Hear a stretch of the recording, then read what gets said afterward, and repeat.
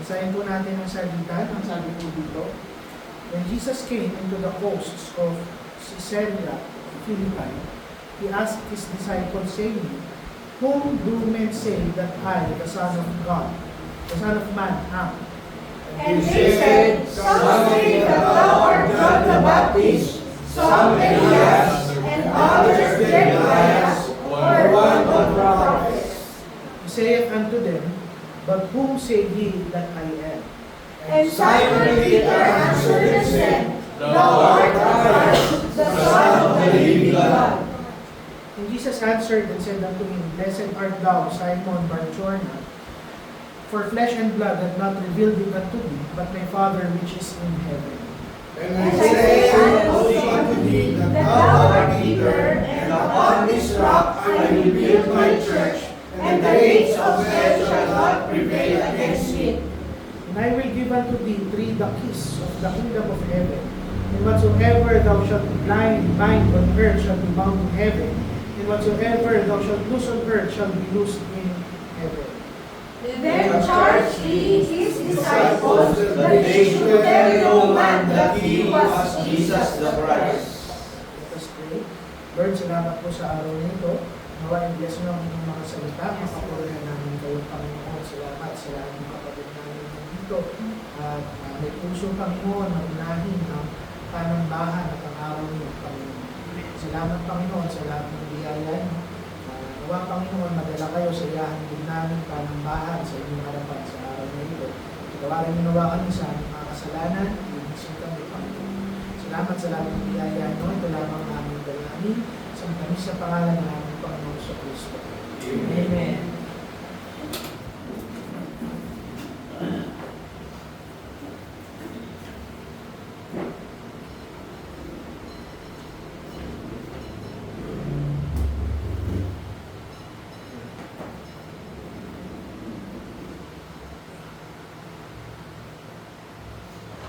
Pagkatapos pong warningan ng Panginoon ng kanyang mga disipulo patungkol sa false teaching, naalala niyo po last Sunday, yung nalitulad yan ng Panginoon sa Liven, Libadura.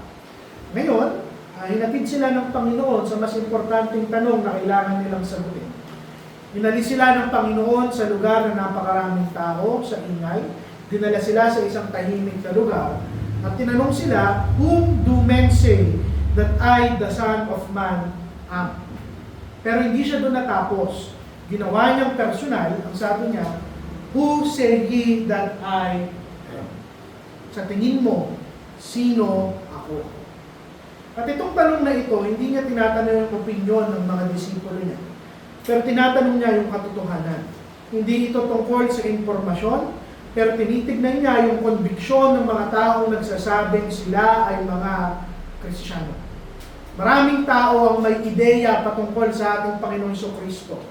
Marami ang nag-a-admire sa Kanya, hinahangaan siya, nire-respeto siya, pero konti lamang talaga ang tunay na nakakaunawa kung sino siya. At ito pa rin ang problema at katotohanan sa ating kapanahunan.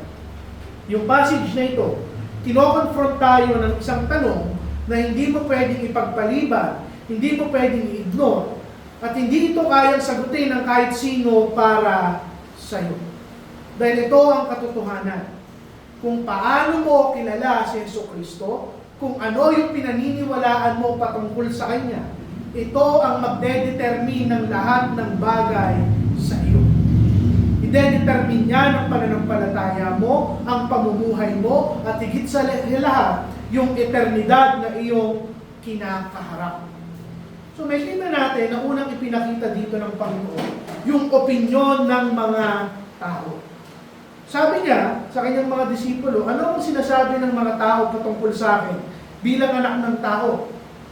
Sabi nila ng kanyang mga disipulo, yung ilan po, sabi sa inyo, kayo daw si John the Baptist.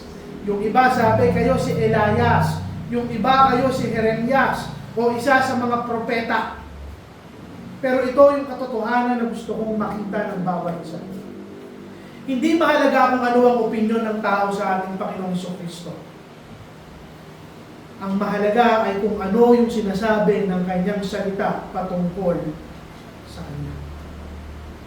Hindi impormasyon yung hinahanap ng ating Panginoon kung bakit niya tinatanong yung mga disipulo.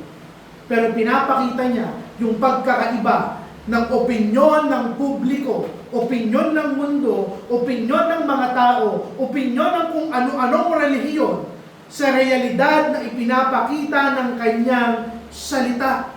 Ang punto rito ng Panginoong Jesucristo, the truth is not determined by the opinion ng nakakarami. Amen. Hindi dahil sinasabi ng napakaraming tao na ito si Kristo, ito yung katotohanan. Hindi po. Kung pinopromote sa ating bansa na yung ating Panginoong Jesucristo ay isang effeminate, na walang kapangyarihan, na kailangan niyang makiusap sa iyo at kumakatok siya sa puso mo, na pwede mo siyang pagbuksan, na baka naman pwede mo siyang pagbuksan, hindi yon ang aking Panginoon.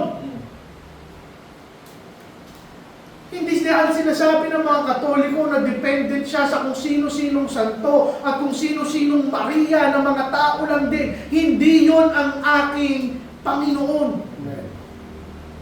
Hindi yung sinasabi ng tao ang magdedetermine kung sino ang ating Diyos. Christ is never defined by human perception. Amen. He is who He say He is. Amen.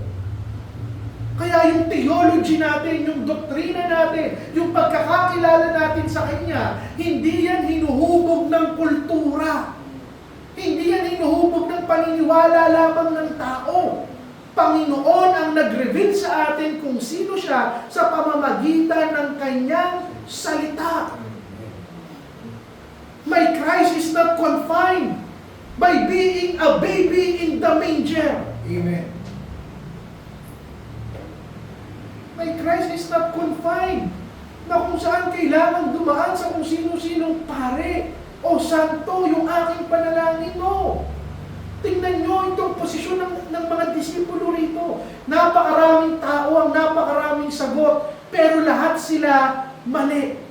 Ang sabi ng iba, siya si John the Baptist, siya si Elijah, siya si Jeremiah. Ang sabi ng iba, siya ay isang propeta. Tingnan nyo, hostile ba yung mga sagot nila? Masakit ba yung sagot nila? Hindi. Actually, respectful pa yung mga tao. Nire-recognize nila si Jesucristo, you are significant. You are extraordinary. Pero mali yung kanilang pag-recognize. Kulang. Hindi ito yung ating Diyos. Ano yung punto?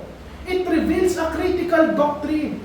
Posible na ina-admire mo siya, hinahangaan mo siya, mataas ang tingin mo sa Panginoong Jesucristo, pero hindi mo siya ganap na kilala. Amen. At wala kang relasyon sa Kanya. Alam nyo, hindi lahat na nagpipreach na binabanggit yung pangalan ni Jesucristo ay kilala nila si Jesucristo. Ano yung ginawa ng mga tao? Kung na-reject ba nila si Kristo? Hindi. But they misidentified Christ. Hindi nila inayawan si Kristo. Hindi nila binasto si Kristo. Hindi nila tinalikuran si Kristo, pero hindi nila kilala si Kristo. Ano yung punto? Pwede mong hangaan, i-acknowledge, i-recognize yung kapangyarihan niya, yung authority niya, yung uniqueness niya. Pero hanggat hindi mo nakikilala yung tunay na Kristo, hindi yan sapat. You must know Christ as the Son of the living God. That He is God. Pangatlo, yung mga taong nagsasabi na siya si John the Baptist, si Elijah, isang magaling na propeta, sincero ba sila? Sincero sila. Totoo yun sa kanilang mga puso. But sincerity is not truth.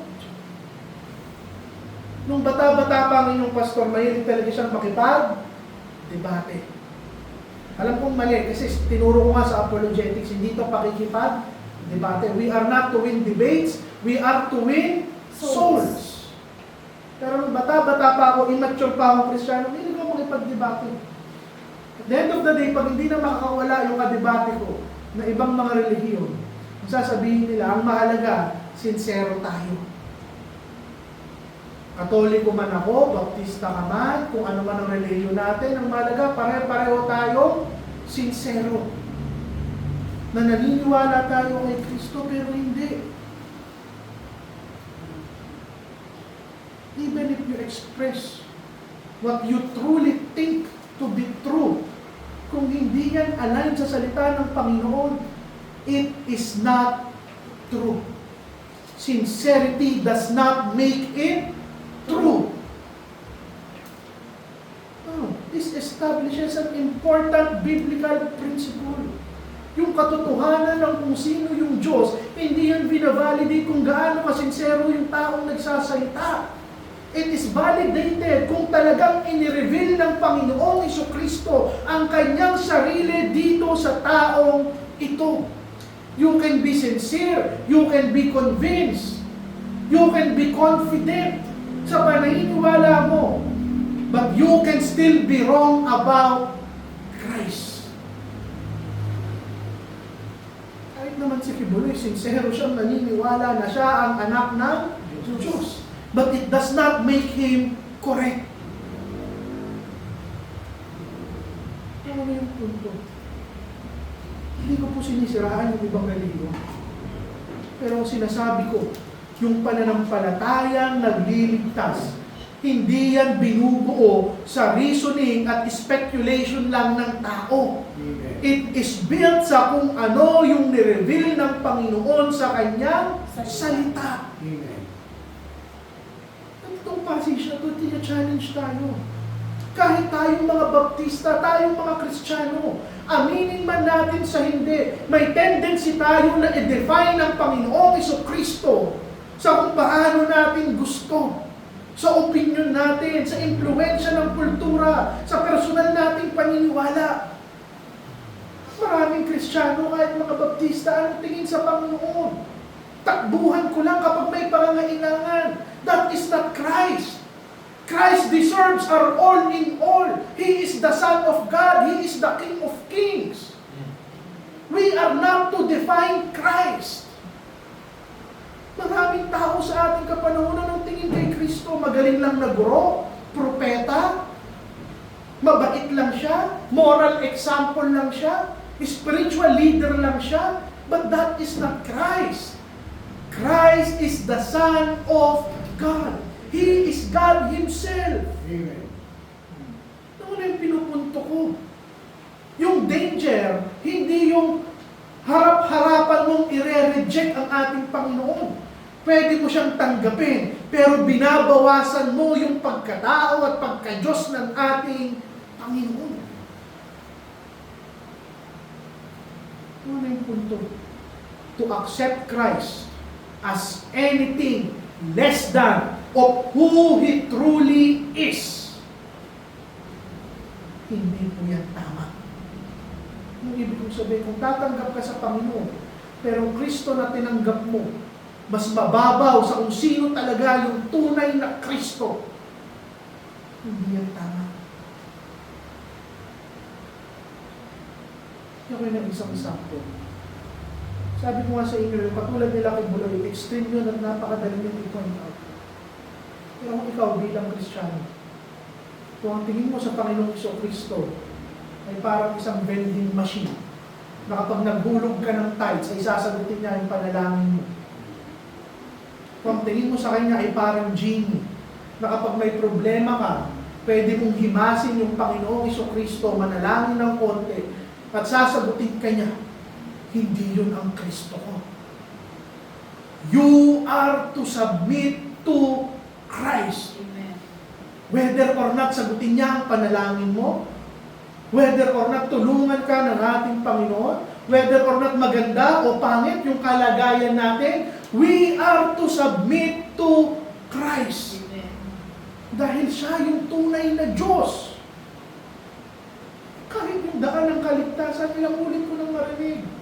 Magpipreach, mag-evangelize, kumakatok ang Panginoong Jesucristo sa puso mo, baka pwede mo siyang pagtuksan. Sino ka? Kung gusto niyang pumasok, papasok siya. Amen. Yun ang ating Diyos. Hindi ikaw yung masusunod. Amen. Kahit ako, nung bata ako, hindi ako yung magde-decide kung ililigtas ako ng Panginoon. Kung pinili niya ako, ayaw ko man sa hindi. At ang katotohanan niya, lahat ng tao ayaw kay Kristo. Amen. Walang Kristiyano ang gusto kay Kristo. Lahat tayo makasalanan. Lahat tayo ayaw ng kabanalan. Lahat tayo ayaw ng relasyon sa Kanya. Hindi siya kakatok sa iyo at makikiusap. Siya ang Diyos at hindi ako. Ito yung punto. You can be sincere about Christ. You can be respectful about Christ. And still be completely wrong about Christ. Amen. That is why binago bigla ng Panginoon yung kanyang tanong. Para bang sinasabi niya, sige, kalimutan natin yung sinasabi ng lahat ng tao.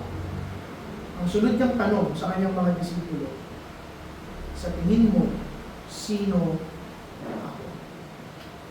Sabi niya, who do you say that I am? Pero sa the end of the day, hindi po tatanungin sa inyo ng Panginoon ano yung sinasabi ng mundo sa akin. Hindi tatanungin ng Panginoon ano yung sinabi ng mga Katoliko tungkol sa akin. Hindi niya sasabihin ano yung tingin ng iglesia mo tungkol sa akin, ng church nyo, ng Blessed Grace tungkol sa akin. Balang araw, tatanungin ka Panginoon ng Panginoon. Ikaw mismo, ano ang tingin mo tungkol sa akin? Amen. Ikaw bilang tao, yung kaluluwa mo. Hindi si pastor yung tatanungin, hindi yung church natin yung tatanungin. Hindi kung sino-sino relihiyon, ikaw mismo ang tatanungin ng Panginoon. Because faith is personal. Salvation is personal. Hindi sapat na alam mo kung ano yung pagkakakilala ng ibang tao kay Kristo. At some point, ikaw yung tatanungin niya at hindi mo pwedeng iwasan yung tanong, paano mo ko kilala? And the truth you know about Christ, hindi yan i-determine ng kultura mo, ng pamilya mo, ng environment mo, at kahit ng iglesia mo. It requires a personal response. Amen. And take this preaching as Christ asking you, kilala mo ba ako? Dahil kung hindi, ako mismo ang magsasabi sa iyo. Kung hindi mo siya kilala, hindi ka pupunta ng langit. Kapatid, walang ibang pwedeng sumagot para sa iyo. Ito, diniretso na yung mga disipulo, kayo, ano ang tingin nyo sa akin? Bawat isa kayo, each person, you answer to Christ personally. Hindi ko pwedeng sabihin sa Panginoon, Panginoon, ligtas naman ako. Sama mo na yung mga anak ko. Ay, ako bilang pastor, si Cinco at si Franco, haharap sila sa Panginoon sa sarili nila. Hindi ako. No one is saved sa pamamagitan ng pananampalataya ng iba. Hindi pananampalataya ng magulang mo, ng iglesia mo, ng community mo, hindi. Ikaw mismo tatanungin ka ng ating Panginoon. May personal ka bang conviction kung sino si Kristo? At yung tanong na ito, it demands a response. Kung sa tanong ko ngayon, kung sa tanong ng Biblia, kilala mo ba siya? At tahimik ka lang, wala kang maisagot. Hindi yan neutral. Charles, pag tinanong kita, kilala mo si Emil? Hindi ka sumagot. Siyempre, hindi mo kilala, kaya hindi ka sumagot. Your silence is an answer. Yes. Sa bawat isang linggong ipinapakilala ko si Kristo, itinuturo ko ang daan ng kaligtasan. Malang araw tatanungin ka ng Panginoon, kilala mo ba ako? Kung hindi ka makakasagot, bakit ka papapasukin ng hari sa kanyang palasyo kung hindi mo siya kilala? Amen. Ano yung punto?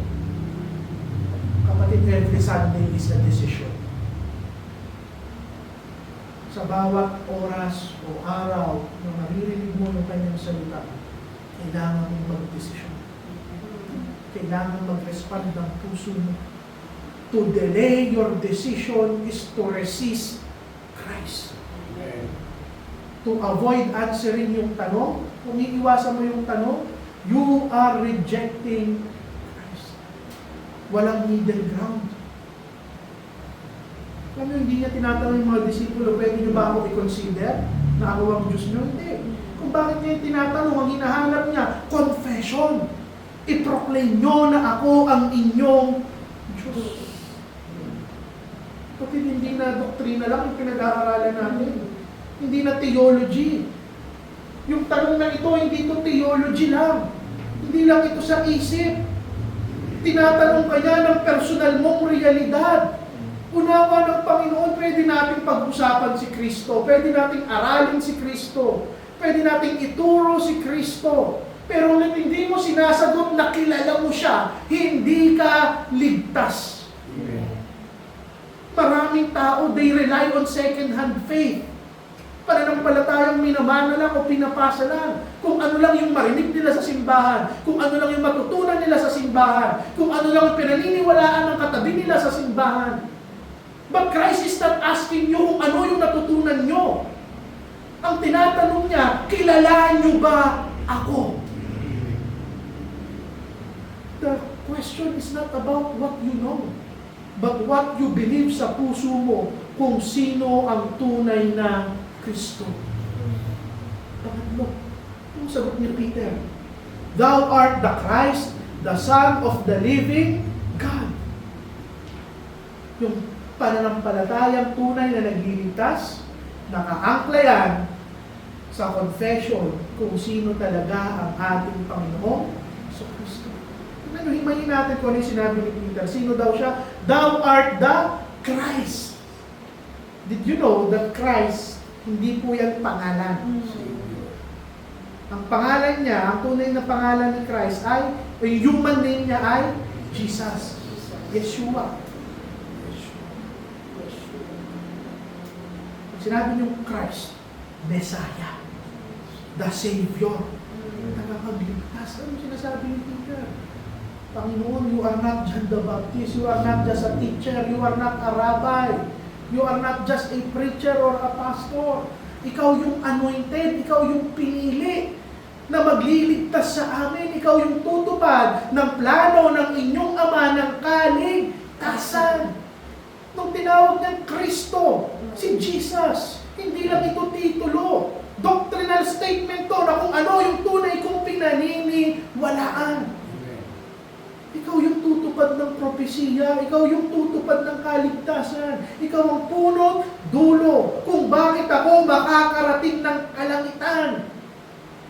Yung tunay na pananampalataya na nagliligtas, nakaangkla sa identity ng Panginoong Jesucristo kung paano siya ipinakilala ng Biblia.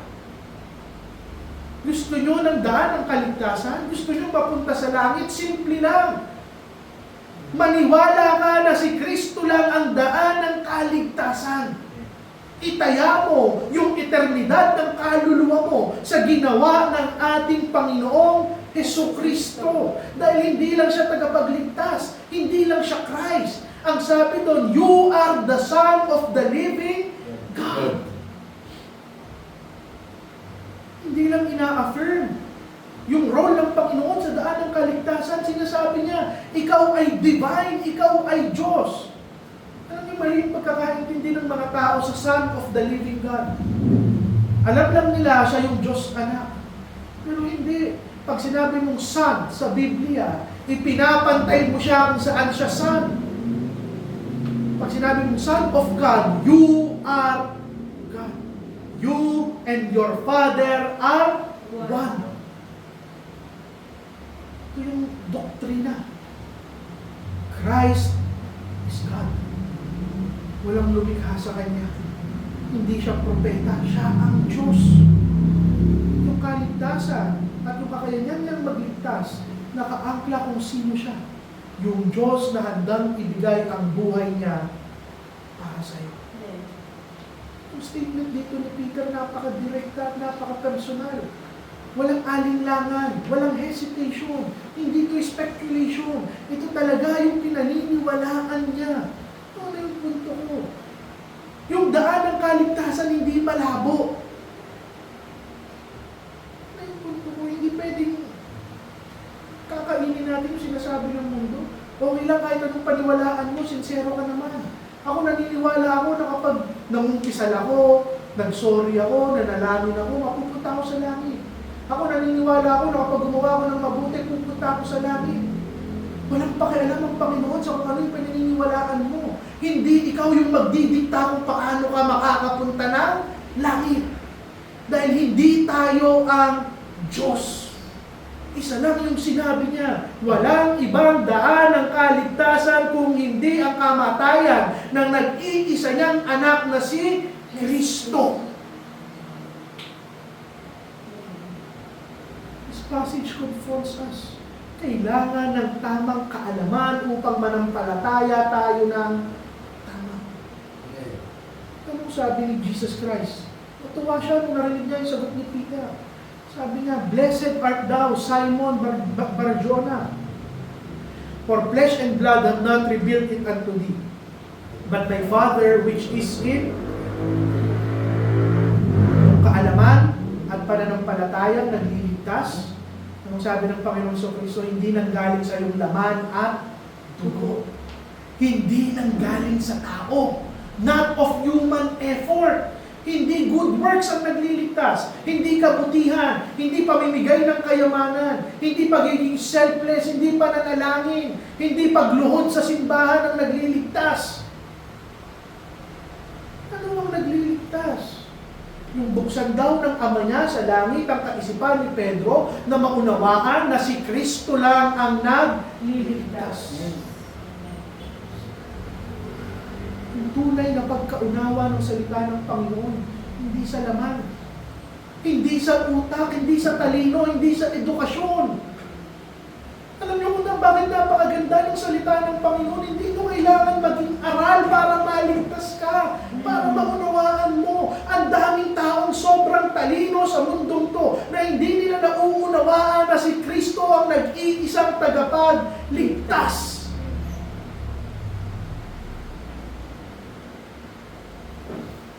Hindi experience, hindi exposure. Hindi ka kang linggo-linggong nandito at naririnig mo yung salita niya at nag-aaral ka at nauunawaan mo yung mga doktrina, and yet you still do not know Christ. Dahil yung limitasyon ng salita ng Panginoon, hindi dahil kulang yung salita niya, kung hindi sarado ang puso ng mga tao. Sabi doon, yung tunay na pagkaunawa galing sa kanyang Ama. Alam niyo kung bakit galing sa Ama? Dahil yung makakaunawa lang yung pinili ng kanyang Ama. Amen. Ito po yung masakit na katotohanan. Hindi lahat ng tao ligtas. Hindi lahat ng tao makakaunawa. Hindi lahat ng tao ni-reveal yung Kristo sa kanila. Alam niyo kung bakit? Dahil hindi lahat ng tao pinili ng kanyang Ama. Kaya mapalad ka.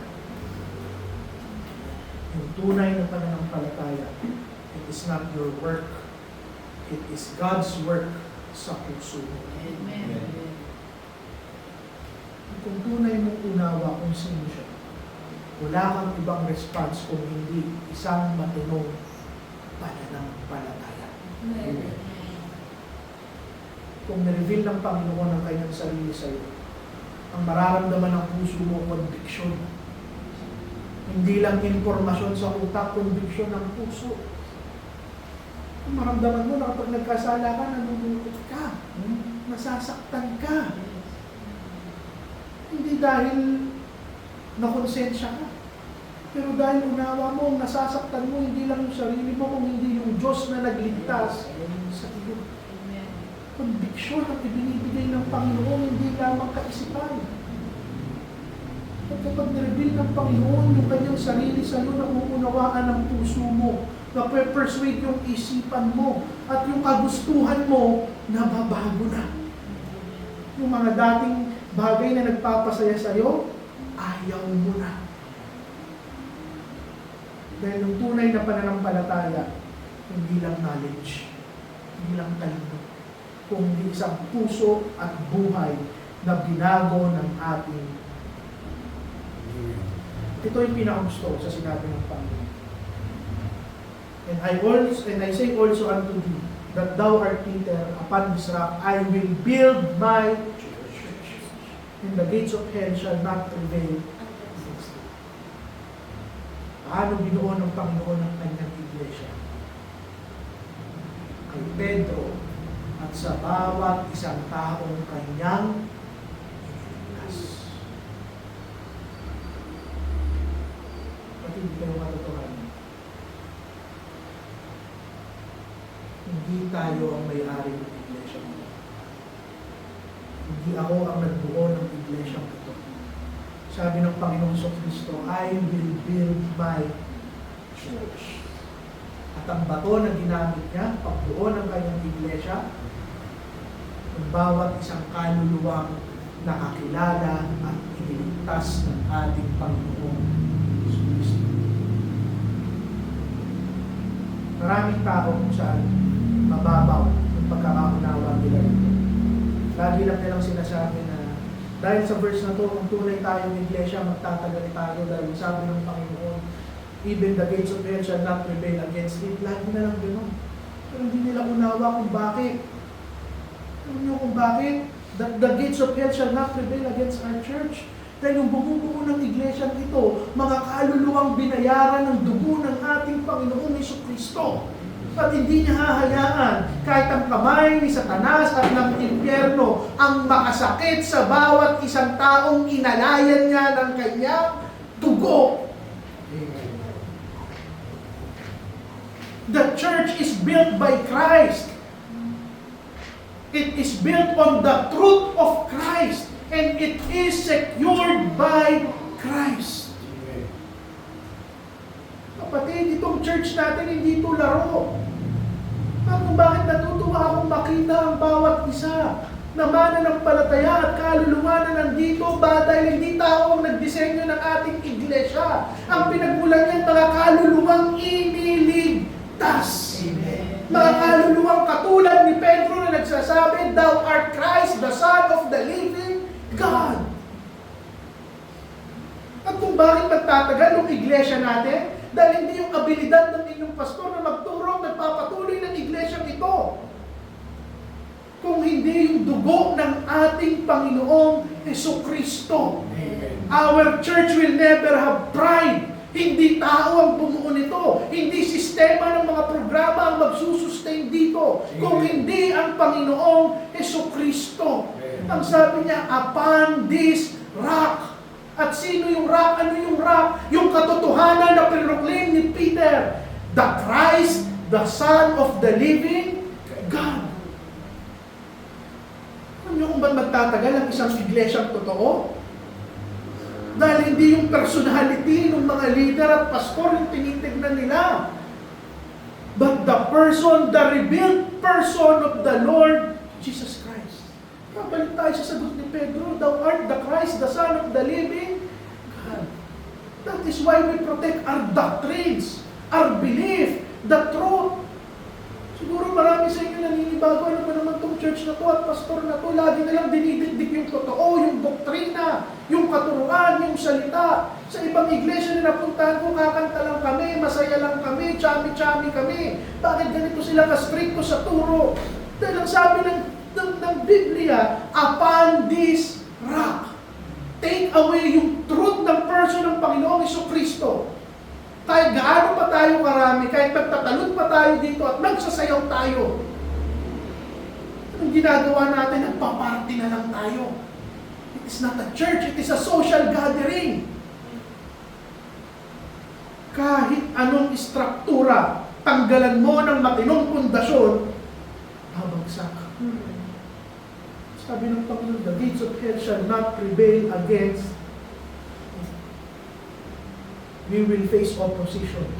Sometimes nagagalit pa sa loob ng ating iglesia. Pero walang bagay ang tatalo sa kamay ng aking Panginoon.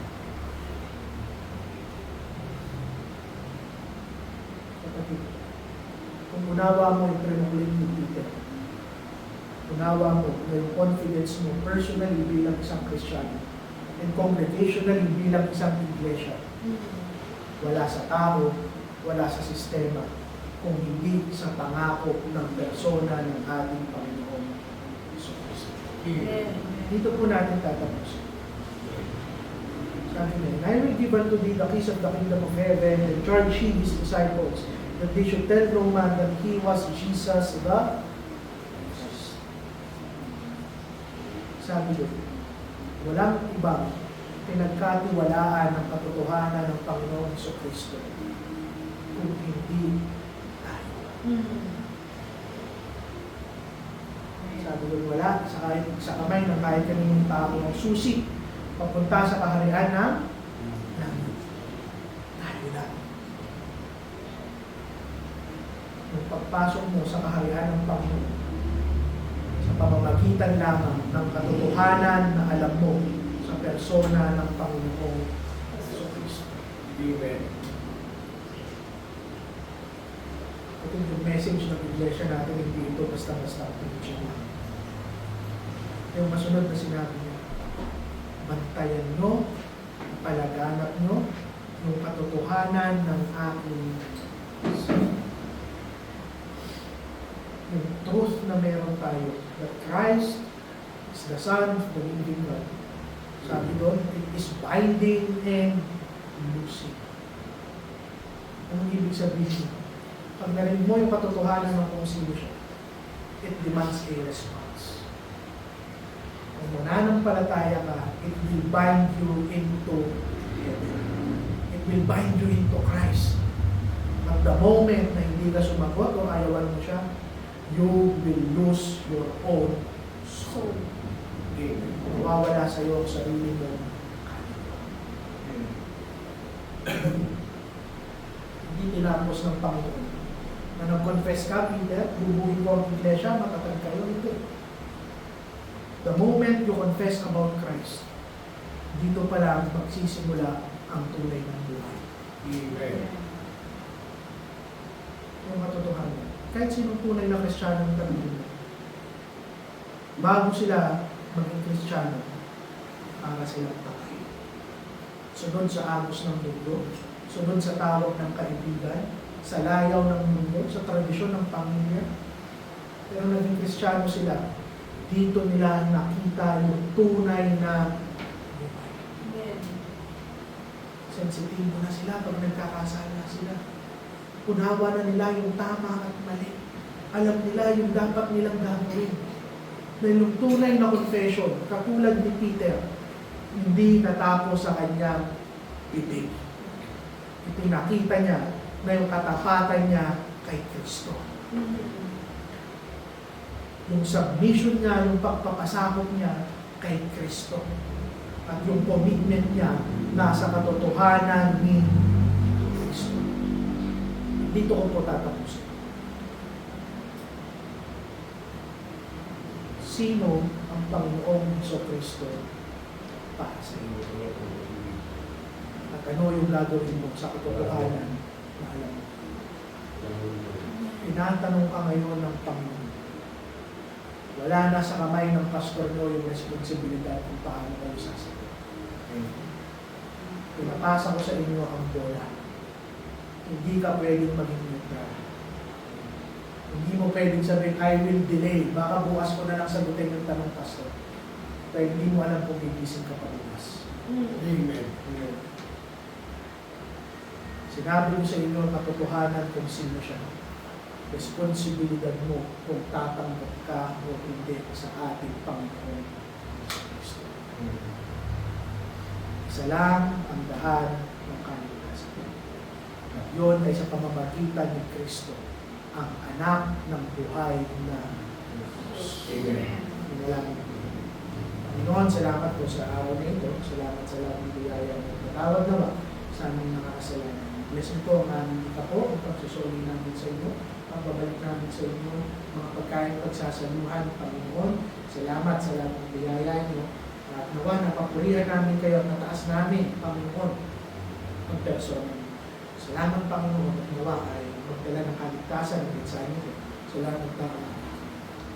Ito lamang ang aming dalangin. In Jesus' name we pray.